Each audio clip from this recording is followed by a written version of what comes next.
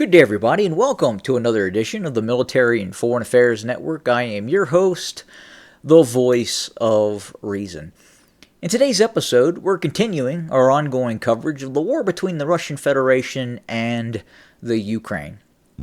Today, specifically, we wanted to have a look at the ongoing Ukrainian defense of Vuhledar.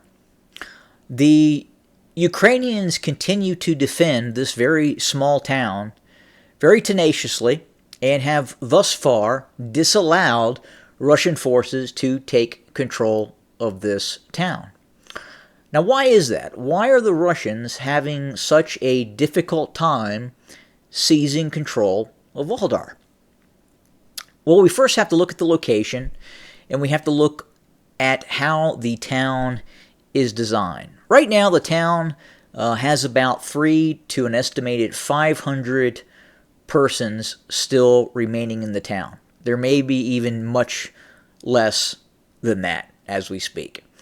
It may be essentially completely uninhabited. Now, prior to the war, the town had about 14 to 15,000 inhabitants, mainly living in the Soviet-era apartment blocks. And this is one of the key reasons why it has been so difficult for the Russians to take control of the town. And they've tried a number of times to seize this town. Now, if you look at the area around Vuhledar, you'll notice it is very flat, very open, with very little foliage.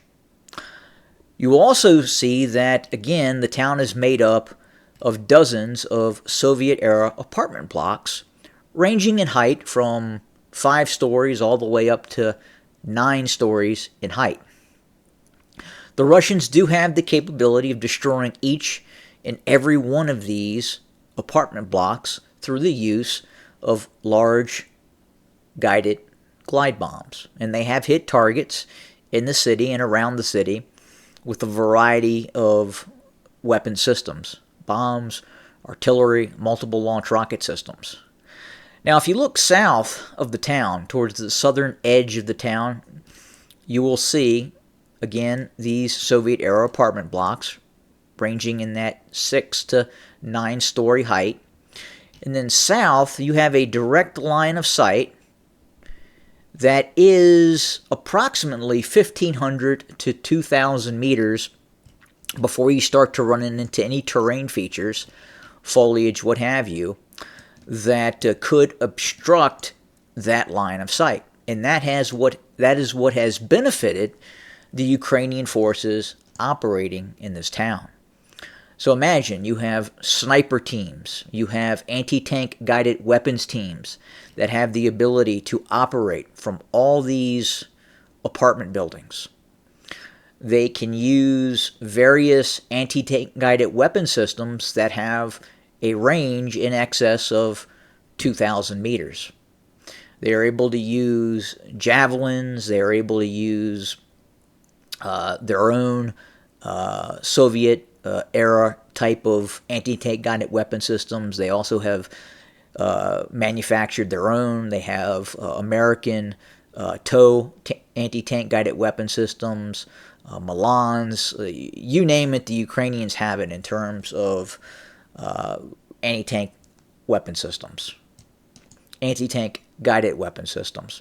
And they've used these very effectively, especially if the Russians attempt some sort of armored assault towards Vuhledar. Now, if the Russians attempt to use infantry, again, these sniper teams located in this town, usually at a higher elevation that have the ability to see at great distance, are also able to engage Russian forces. Additionally, each one of these apartment blocks are interconnected with each other through tunnel systems and Soviet-era basements and sub-basements and bunkers that exist in this town. This is very similar to the challenge the Russians had in seizing control of Mariupol. The Russians were more effective at taking the western side of the town than they were initially trying to seize the eastern side of the town. And it was much the same thing here in Mariupol. You have very flat terrain leading up to the town, and on the outskirts of the town, you had these large Soviet-era apartment blocks that the Russians in some cases had to reduce and destroy and or suppress to be able to approach the city. Very difficult, very tedious process. And again, it's the same sort of process that we are seeing in Vuhledar. Probably a little bit more challenging too because of the terrain. It is flatter with less terrain feature in terms of these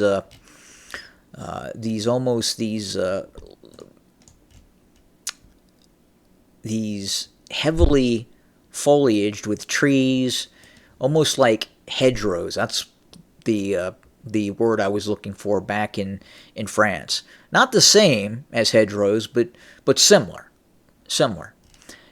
And that is the challenge for the Russians. If they do launch armored vehicles towards Vuhledar, they are immediately engaged.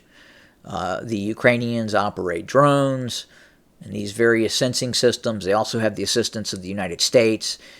The U.S. has the ability to detect the massing of Russian armored formations. They can let the small Ukrainian units that are in Vuhledar know that they are getting ready to be attacked, and they are then able to come out of their cellars, their basements, their bunkers, operate in their combat positions, and engage those Russian forces. I would say that if we were to see a possible tactical nuclear strike by the Russians, it would not surprise me if Vuhledar would be one of the first targets. And this would probably be a very low 0.5 kiloton nuclear strike to make an example of this town.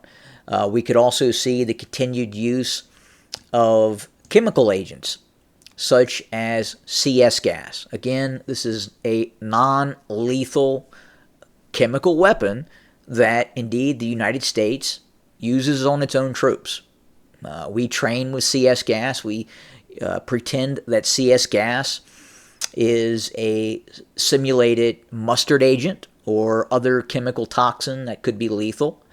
And what it does is it gives you confidence in your MOP gear, your mission-oriented protective posture gear, your MBC suit, your chemical weapons mask, your gas mask. It allows you to have confidence, and that's the why that stuff is used, CS gas.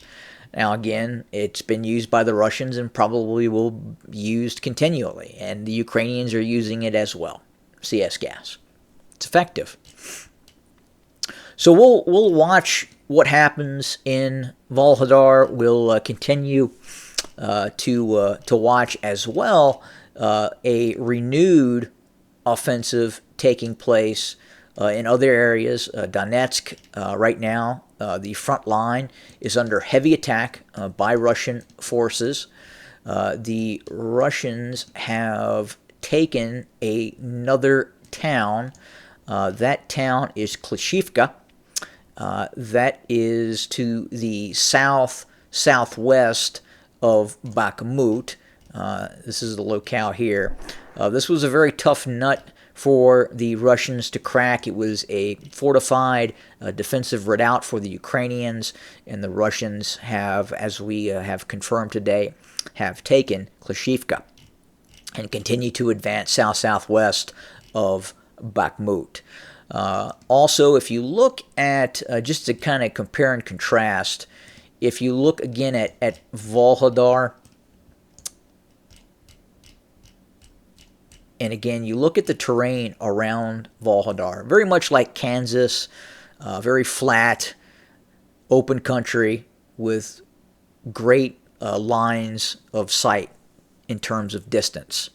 In some of these other areas that we have seen combat taking place, it's much more forested. It has allowed Russian infantry units to essentially get closer, infiltrate into some of these towns and cities, and engage the Ukrainian forces at closer distance in urbanized combat, city clearing operations. Much more difficult for the Russians to get closer to Vuhledar, just as it was for the Russians to achieve that breakthrough and get close and then infiltrate into Mariupol as well. The Russians actually came in from other locales, such as the north and the south, to finally make their way into Mariupol. And it wasn't until the very end of the conflict, or I don't want to say the end of the conflict, but it took quite some time for the Russians to get the Ukrainian forces to capitulate that were operating in these very large industrial areas. So we'll see what happens as the Russians appear to be preparing for operations in Zaporizhzhia, which could include a possible renewed offensive towards Vuhledar. And I would imagine we will see a very large GLONASS guided glide bomb effort by the Russians against this town. Again, there's essentially no civilians remaining in the town, so it would not surprise us if the Russians reduce it and rubbleize it and then move into the town at some point. So more to come as we watch the conflict. Thank you for joining us today. Have a good day.